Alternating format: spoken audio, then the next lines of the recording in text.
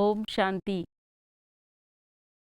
அனைத்து மனித ஆத்மாக்களையும் கர்ம பந்தத்திலிருந்து விடுவிப்பதற்காக கருணை கடலான பரமாத்மா கர்மங்களை செய்து காட்டுவதன் மூலம், அதற்கான வழியை சொல்லுவதன் மூலம் மனித ஆத்மாக்களை பந்தத்திலிருந்து விடுவிக்க வந்துள்ளார். இந்த கர்ம யோகமானது நம்மை ஏற்கனவே பார்த்தோம், இல்லறத்தையும் துறவரத்தையும் இணைப்பதற்கான ஒரு வழி அப்படின்னு கூட இதை சொல்லலாம். அதை நமக்கு கற்றுக் கொடுத்து மனதை, புத்தியை எப்படி சக்திசாலி ஆக்குறது, தூய்மைப்படுத்துவதற்கான வழியை இங்கு பரமாத்மா நமக்கு சொல்லிக் கொடுக்கிறார். அடுத்ததாக நம்மளுடைய சேத்தனா சக்தின்னு சொல்றோம், அல்லது கான்சியஸ்னஸ், நம்மளுடைய ஆன்ம சக்திக்கு கேடு விளைவிக்கக்கூடியது அல்லது அந்த குணம் எது அப்படிங்கிறத பத்தி நாம சிந்தனை செய்யணும். ஏன்னா மனிதன் சுபாவமாகவே தவறானவன் கிடையாது, இந்த மனோவிகாரங்களும் நம்மளுடைய இயல்பு கிடையாது. ஆனால் நாம தீமை இன்று மனிதன் ஏன் செய்கிறான், அதோடைய ரூட் அல்லது அந்த வேர் எங்க இருக்கு அப்படின்னாக்க, அடிக்கடி இறைவன் இந்த கீதையில இந்த கர்மயோகத்தோட கடைசியில பல ஸ்லோகங்கள்ல இறைவன் இந்த எப்படி இந்த உலகத்தை எது போர்த்தி இருக்கு அப்படின்னா இந்த விகாரம் தான் மூடி இருக்கு. நிறைய பேரோட புத்தியை இது குழப்புவதற்கான காரணமே இந்த மனோவிகாரம் தான் அப்படின்னு சொல்றார். அப்போ இதோடைய வேர் எங்க இருக்கு? இது ஒரு வடிவம் கிடையாது, இதுக்கு இந்த விகாரத்திற்கு பல வடிவங்கள் உண்டு, அதையும் நாம தெரிஞ்சுக்கணும். அப்போ இந்த ஒரு சக்தியோடைய களஞ்சியம், பொக்கிஷமான ஆத்மா எங்கிருந்து தன் சக்தியை இழக்கிறது அப்படின்னாக்க விகாரங்களுக்கு வசப்படும் பொழுது. அப்போ அர்ஜுனா, நான் உனக்கு இதிலிருந்து விடுபடுவதற்கான வழியை சொல்றேன், மன அமைதிக்கான வழியை சொல்றேன், உயர்ந்த கர்மங்கள் செய்வதற்கான வழியை சொல்றேன் அப்படின்னு இறைவன் இங்க நம்ம கர்ம யோகத்தை பத்தி பல விஷயங்கள் கேட்டோம். எப்படி பலநிலை இச்சை இல்லாம நம்ம கர்மங்கள் எப்படி செய்யணும், எப்படி பந்தத்துக்கு வராம கர்மங்களை எப்படி செய்யணும் அப்படின்னு. அதே லைன்ல அடுத்ததா இறைவன் என்ன சொல்றார் அப்படின்னாக்க, தஸ்மாத் த்வமிந்திரியாண்யாதௌ நியம்ய பரதர்ஷப, தஸ்மாத் த்வமிந்திரியாண்யாதௌ நியம்ய பரதர்ஷப, பாப்மானம் பிரஜஹிஹ்யேனம் ஞான விஞ்ஞான நாசனம், பாப்மானம் பிரஜஹிஹ்யேனம் ஞான விஞ்ஞான நாசனம். பரதர்ஷப, பரத வம்சத்திலேயே உயர்ந்தவனே அர்ஜுனனே, தஸ்மாத்து அதாவது ஆகையால், இதனால ஆதவ் முதலிலேயே இந்த இந்திரியங்களை நீ கட்டுப்படுத்து. இது ஸ்டெப் பை ஸ்டெப் ப்ராசஸ்னு பார்த்தோம். முதல்ல இச்சைகள் வர தொடங்குது, ஆதியிலேயே அதை நம்ம கண்ட்ரோல் பண்ண தெரிஞ்சுக்கிட்டோம். அதோடைய அடுத்த ரூபத்துக்கு போகிறதுக்கு முன்னாடியே முதல் லெவல்லையே இதை நீ கட்டுப்படுத்து. பாப்மானம் பிரஜகிக்கேனும், இது பாவத்தோடைய ஒரு உருவம். இந்த விகாரம் அப்படிங்கிறது ஞான விஞ்ஞான நாசனம். அர்ஜுனா, இது ஞானம் விஞ்ஞானம், அதாவது ஞானம்னா புத்தியில் இருக்கிற ஞானம், விஞ்ஞானம்னா நம்மளுடைய ரியலைசேஷன், இதோடைய ஒரு உணர்வு. நம்ம எப்படி இந்த ஞானத்தை உணரணுங்கிறது ஒன்று இருக்கு இல்லையா, அந்த ரியலைசேஷனையே இது அழிச்சிடும். அதனால இதை முதலிலேயே நீ கட்டுப்படுத்து. அப்போ பாவத்திற்கு காரணம் என்ன அப்படிங்கிறது நம்ம பார்த்துக்கிட்டே வரோம். நம்மளுடைய மனிதனுடைய இச்சைகள், விருப்பங்கள், காம விகாரம் அப்படிங்கிறத ரொம்ப கிளியரா இங்க இறைவன் டைரக்டா ஓப்பனாக தான் இந்த ஞானத்தை கொடுக்கிறார். இன்னைக்கு கீதையை படிக்கிறவங்களோ உரை எழுதுறவங்களும் அதை மற்றவர்களுக்கு சொல்றவங்களும் டைரக்டா இதை சொல்றது இல்லை.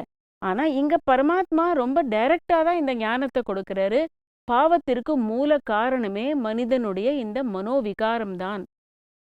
அப்போ ஞானம் விஞ்ஞானம்னு ரெண்டு விஷயம் நம்ம பார்க்குறோம். புத்தியில எனக்கு ஞானம் இருக்கு, ஆனா வெறும்ன ஒரு இன்ஃபர்மேஷனோ இல்லை ஞானம் இருக்கிறதுனால மட்டும் நான் என்னை கட்டுப்படுத்திட முடியுமா, என்னுடைய புலன்களை நான் ஜெயிக்க முடியுமா அப்படின்னு கேட்டா அது கஷ்டம். விஞ்ஞானம் அப்படின்னாக்க ரியலைசேஷன். அப்போ இது எனக்குள்ள எங்க இருக்கு, எந்த லெவல்ல இருக்கு அப்படின்னு நான் ரியலைஸ் பண்ணும் பொழுதுதான் இதை நாம் கட்டுப்படுத்த முடியும். அப்போ ஞானம் விஞ்ஞானம் ரெண்டுமே நமக்கு தேவை. இப்போ இந்திரியங்கள் சஞ்சலப்படுறது அப்படின்னு நம்ம சொல்றோம். பொதுவா மனதும் சஞ்சலப்படுது, இந்திரியங்களும் அதனால ஆடி போயிடுது. சஞ்சலம்னா அது ஒரு நிலைப்பட்ட இதுல இருக்கிறது இல்ல, அது ஒரே மாதிரியான இருக்கிறது இல்ல. அப்ப இந்திரியங்கள் சஞ்சலப்படும் பொழுது, புலன்கள் சஞ்சலப்படும் பொழுது ஞானம் அழிந்து விடுகிறது புத்தியிலிருந்து. அப்ப ஞானத்தை நாசம் செய்யக்கூடியது இந்த விகாரம். அப்ப பாவத்தோடைய உருவம்னு இத சொல்லியிருக்காருங்க இதுல. அப்ப பாருங்க, பொதுவாகவே இந்த 5 விகாரங்களுக்கு வசப்பட்ட மனிதன் தான் பாவம் செய்யறதாகவும் நினைக்கிறது இல்ல, அதை பாவத்தோடைய ஒரு ரூபமாகவும் நினைக்கிறது இல்ல. இது நேச்சர்னு இன்னைக்கு எல்லாருமே நினைக்கிறாங்க. ஆனா இங்க பரமாத்மா நமக்கு என்ன சொல்றாரு அப்படின்னாக்க, இது பாவத்தோடைய உருவமாக ஆகி நம்மை பாபாத்மாவாக மாற்றிடுது. பாவாத்மா, நம்ம யாருமே பாவம் செய்ய விரும்புறது இல்ல. ஆனா அது சரி அப்படின்னு நம்ம நினைக்கும் பொழுது பாவாத்மாவாக நாம ஆயிடுறோம். அப்போ வெறும் ஞானம் மட்டும் நமக்கு போராது. ஆனால் அதை கடைபிடிக்க நமக்கு விஞ்ஞானம் தேவை. ஞானத்தை நான் எப்ப வாழ்க்கையில கடைபிடிக்க முடியும் அப்படின்னா, எனக்கு ரியலைசேஷன் இருக்கணும்.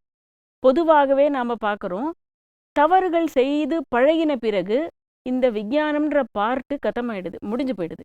விஞ்ஞானம் அப்படிங்கிறது ரியலைசேஷன் ஃபர்ஸ்ட் நமக்கு புத்தியிலேருந்து போன பிறகு பாவம் அதுக்கு அதோட ஈர்ப்பு இன்னும் அதிகமாயிடுது. ஒரு தப்பு செஞ்சவங்க பல தப்பு செய்ய தூண்டுறதும் இதுதான். அப்போ தியாகம் நம்ம எதை செய்யணும் அப்படின்னாக்க, இந்த விகாரங்களை நிச்சயமாக நான் தியாகம் செய்யணும். அதுக்கு என்ன வழிங்கிறது தான் நம்ம யோசிக்கணும். ஏன்னா அதை நம்ம மேனேஜ் பண்ணணும்னு நினைக்கும் பொழுது அதை நம்ம விட முடியாது. அப்போ இது முக்கியத்துவம் எதுக்கு நம்ம கொடுக்கறோம்? எல்லாத்த விட முக்கியம் மன தூய்மை. இங்க பரமாத்மா இந்த விஷயத்தை அடிக்கடி சொல்றார். மனதை நான் தூய்மைப்படுத்த வந்திருக்கேன். தூய்மையான மனதில் தானே இறைவனே குடியிருக்க முடியும்னு நம்ம சொல்றோம். அப்ப மன தூய்மை நமக்கு வேணும் அப்படின்னா ஞானத்தை நாம தாரணை செய்யணும். தாரணை செய்யணும் அப்படின்னாக்க அதை இந்த விகாரத்தை நாம எதிரியா முதல்ல நினைக்கணும். அது என்னுடைய ஃப்ரெண்டுன்னு நினைக்கும் பொழுது நம்ம பக்கத்துல தான் உட்காந்து வச்சுப்போம். எதிரிலேயே இருக்கிறவங்கள வச்சுக்கிட்டு, எதிரியை வச்சுக்கிட்டு நாம எப்படி மாற முடியும்? அது முடியவே முடியாது. அப்ப அதை எதிரியை நாம என்கிட்ட இருந்து விலக்க முடியல, என்கிட்ட இருந்துன்னா அதை நாம மாத்தணும். அதாவது ரூபாந்தரணம்னு சொல்லுவாங்க இதை வந்து டிரான்ஸ்ஃபார்ம் பண்ணணும். நம்ம இச்சைகளை சுப விருப்பமாக மாற்றுவதற்கான முயற்சி.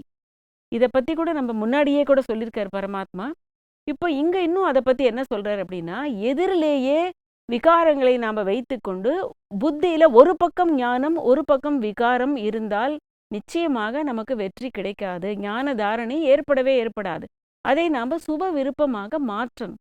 இப்போ உதாரணத்திற்கு 2 பேர் இருக்காங்க. சுரேஷ்னு ஒருத்தர், மகேஷ்னு ஒருத்தர் ஹாஸ்டல்ல தங்கி இருக்காங்க. அவங்க நைட்டு தூங்குறாங்க. திடீர்னு 10 மணிக்கு இந்த சுரேஷுங்கிறவருக்கு சிகரெட் பிடிக்கணும் அப்படின்னு ஒரு எண்ணம் வருது மனசுல. அவர்கிட்ட சொல்றாரு, பக்கத்துல இருக்கிற ரமேஷ் கிட்ட அவர் சொல்றாரு, இப்ப மணி 10 ஆகுது, இப்ப என்னப்பா எல்லாம் ஓகே, நாளை காலையில பார்த்துக்கலான்னு. திரும்ப திரும்ப அவருக்கு மனதுல அந்த இச்சை வருது. அவர் எவ்வளவோ கட்டுப்படுத்தி பார்க்குறாரு, எழுந்து வெளியில போயிடுறாரு. வெளியில போயிட்டு பல இடத்துல தேடுறாரு. மணி ரொம்ப ஆனதுனால எல்லா இடமும் மூடி இருக்கு, கடையெல்லாம். எப்படியோ தேடி ஒரு இடத்துக்கு போயிட்டு அந்த சிகரெட்டை வாங்கி பிடிச்சிட்டு திரும்ப வந்து படுத்துக்கிறார். அப்ப இந்த 3 மணி நேரம் 10 மணிக்கு இருந்த அதே மனோ ஸ்டேஜ்ல திரும்ப வந்து 1 மணிக்கு அவர் தூங்கிடுறாரு. அப்போ இது நடுவில் நடந்தது என்ன? முதல்ல புத்தியில மனதுல எண்ணம் வந்தது. புத்தி எவ்வளவோ சொல்லித்து கேட்கல. அந்த இச்சை ரொம்ப அதிகரித்து தவறுன்னு தெரிஞ்சு வெளியில எல்லா இடத்துலையும் போய் அந்த இச்சையை பூர்த்தி செய்யணும் அப்படிங்கிற ஒரு விருப்பம் அதிகமாகி அதே மாதிரி வந்து அதை செஞ்சுட்டு அவரு திரும்பவும் வந்துடுறாரு. இது ஒரு உதாரணம். இது காம வாசனையாக இருக்கலாம், கோபமாக இருக்கலாம், பேராசையாகவும் இருக்கலாம். பேராசை கூட புத்தியில வந்துடுதுன்னா எந்த கண்ட்ரோலுமே இருக்காது, நான் அடைந்தே தீரணும்னு இருக்கும். அப்போ இந்த ஒரு ப்ராசஸை நாம தெரிஞ்சுக்கிட்டோம் அப்படின்னாக்க, எங்கிருந்து எனக்கு தோல்வி ஏற்படுறது, அப்போ அங்கிருந்து நாம அதை கட் பண்ண முயற்சி செய்யணும். இப்போ இன்னைக்கு நம்ம பார்க்குறோம், நிறைய ஆன்மீக இயக்கங்கள் கூட இதுக்கு வசப்படாதவர்களே யாருமே உலகத்துல கிடையாது. நிறைய இதுல புதுசா நம்ம நியூஸ்ல கேள்விப்படுறோம், இங்க கூட இந்த மாதிரியான விஷயங்கள் நடந்துடுது, அதனால இப்படி. அப்போ இதெல்லாம் அவங்கெல்லாம் ஜெயில போறாங்க. அப்போ மக்கள் ஆச்சரியப்படுறாங்க, இவங்கள நம்ம இத்தனை 1000 பேர் 1,00,000 பேர் ஃபாலோ பண்றோமே, இவங்களும் இப்படியா அப்படின்னு. அப்ப என்ன அப்படின்னாக்கா, அவங்க தன் மேல சுயத்தின் மேல அவங்க ஒர்க் அவுட் பண்ணவே இல்லை. எல்லாருக்கும் இருக்கக்கூடிய ஒரு விஷயம், ஆனால் நான் என்ன மாத்திக்கணும்னு நினைக்கவே இல்லை. அப்ப என்னதான் இதுக்கு தீர்வு அப்படின்னா, என் மனதோடு நான் பேசணும், புத்திக்கு நான் புரிய வைக்கணும். இதை தவிர வேற ஒரு வழி ஷார்ட்கட் கிடையாது. மனதோடு பேசி நான் தெரிந்து கொண்ட பிறகு நான் புத்திக்கு இதை புரிய வைக்கணும். நிச்சயமாக இது நாம் செய்யக்கூடியது தவறு. எங்க புத்தி பவர்ஃபுல் ஆயிடுதோ அப்போ நம்ம தவறுகள் நிகழாம தவிர்க்கிறதுக்கான முயற்சியை செய்ய முடியும். இது ஒன்றும் பெரிய விஷயம் இல்லையே. இதிகாசமே சாட்சி. இதுக்கு நிறைய இடத்துல காமிச்சிருக்காங்க. பெரிய பெரிய ராஜாக்கள் கூட எங்க தோத்து போயிட்டாங்க அப்படின்னாக்க, இங்க பெண்களுடைய விஷயத்துல தோத்து போயிட்டா மாதிரி, அவங்க விகாரத்துக்கு வசப்பட்டு புத்தியோடைய சக்தியை இழந்துடுறாங்க. அப்போ அவங்க என்ன பகுத்தறிவு போயிடுது. அப்போ இதை மாதிரி பல விஷயங்கள் நம்ம கேள்விப்பட்டிருக்கோம். இது சின்ன உதாரணத்திற்கு, ஒரு சன்னியாசி இருந்தார். அவர் சின்ன வயசுலேருந்தே ரொம்ப ஸ்ட்ராங் சன்னியாசி. ஒரு நாளைக்கு அவர் ஒரு காட்டிலிருந்து ஒரு இடத்துக்கு போயிட்டு இருந்தார். அங்கே ஒரு கல்யாண ஊர்வலத்தை பார்க்குறாரு. பக்கத்தில் அங்கே நின்றுட்டாரு. பார்த்துட்டு அங்கே கொஞ்ச நேரத்தில் அவர் பார்க்குறாரு, ரொம்ப அழகான ஒரு மணப்பெண் கையில் மாலையோடு அவங்க மணமகனுக்கு போடுறாரு. அதை பார்த்துக்கிட்டே நிற்கிறாரு. இதுவரையில் அவர் மனதில் இந்த மாதிரியான எண்ணங்கள் எதுவும் வந்ததே இல்லை. அந்த ஒரு முறை அவர் பார்க்கும்பொழுது அவருக்கு தோணுது, எவ்வளவு அழகா இருக்கு இந்த சீன், நானும் கல்யாணம் பண்ணிக்கலாமே அப்படின்னு தோணுது. இந்த மணமகள் மணமகனாக இருந்து இவ்வளவு நல்லா இருக்கே இதுன்னு அவர் அப்படியே நினைச்சுக்கிட்டே என்ன பண்றாரு, ஒரு கிணறு இருக்கு, அது பக்கத்துல படுத்துக்கிட்டே தூங்கிடுறாரு. தூங்கிடும்பொழுது அவர் மனசுக்குள்ள அந்த எண்ணங்கள் திரும்ப திரும்ப வந்துகிட்டே இருக்கு. அப்போ அவர் அந்த கனவுல பார்க்குறாரு, அவர் ஒரு பெண்ணை விவாகம் செய்கிற மாதிரி, அவங்க மாலை மாற்றுற மாதிரியும் அவரை உட்கார சொல்கிறாங்க. அங்கே உட்காரத்துக்கு கூட இடம் இல்லை, ஒரு மான் தோல் தான் இருந்தது. அந்த பெண் சொல்கிறாங்க, கொஞ்சம் நகருங்க, எனக்கு உட்காரத்துக்காவது இடம் கொடுங்க அப்படின்னு. அவர் கொஞ்சம் நகர்றாரு, அந்த கணத்துக்குள்ளே விழுந்துடுறாரு. விழுந்த உடனே அவர் கண் விழிக்கிறாரு. அப்போ எல்லாரும் கேட்குறாங்க, பெருசாக சத்தம் வருது, என்னன்னு கேட்குறாங்க. அப்பா அவருக்கு ரொம்ப கூசி போய்டுறாரு உள்ளுக்குள்ளே, என்ன அது இப்படி ஆயிடுச்சுன்னு. அவங்க எல்லாரும் கேட்குறாங்க என்ன ஆச்சுன்னு. அப்போ அவர் உண்மையை சொல்கிறாரு, நான் கனவுல இந்த மாதிரி கல்யாணம் பண்ணிக்கிற மாதிரி பார்த்தேன். கனவுல பார்த்த இந்த ஒரு விஷயமே என்னை கணத்தில் விழுற மாதிரி ஆக்கிடுச்சுன்னா, ரியலாகவே நான் வாழ்க்கையில் துறவியிலிருந்து நான் இப்படி இல்லறமாக மாறினேன்னா, இந்த மாதிரி தவறுகளே நான் செய்ய தொடங்கினேன்னா என் வாழ்க்கை என்ன ஆகும் அப்படின்னு அவர் ரியலைஸ் பண்ணுறாரு. இந்த ஒரு சின்ன நிகழ்ச்சி அவரை தவறு செய்யறதுலேருந்து தவிர்த்துடுது. புத்திக்கு ரியலைசேஷன் ஆயிடுது, ஓகே நான் தவறு செய்யக்கூடாது அப்படின்னு. அதே போல நாம் புத்தியோடு பேசணும். இதுதான் மாறுவதற்கான வழியே அதுதான். ஏன்னா இந்த விகாரத்திற்கு ஒரு ரூபம் கிடையாது, பல ரூபம் இருக்கிறதுனால எனக்குள்ள இந்த டிஸ்ட்ராக்ஷன் எங்கிருந்து எந்த ரூபத்தில் வருது. ஏன்னா நம்ம எப்பொழுதுமே முதல்லையே விஜிலா, இப்போ சொன்னார்ல ஆதவ், முதல்லையே இதை நீ கண்ட்ரோல் பண்ணு, நியமிய ஆதவ். அப்போ ஆதியிலேயே நாம் தொடக்கத்திலேயே இதை நம்ம கட்டுப்படுத்திட்டோம் அப்படின்னாக்க இது நம்மளை ரொம்ப ஒரு தோல்வியிலிருந்து நிச்சயமாக காப்பாற்றும் ஆன்ம சக்தியை நாம் திரும்பவும் வாழ்க்கையில் கொண்டு வர முடியும். ஓம் சாந்தி.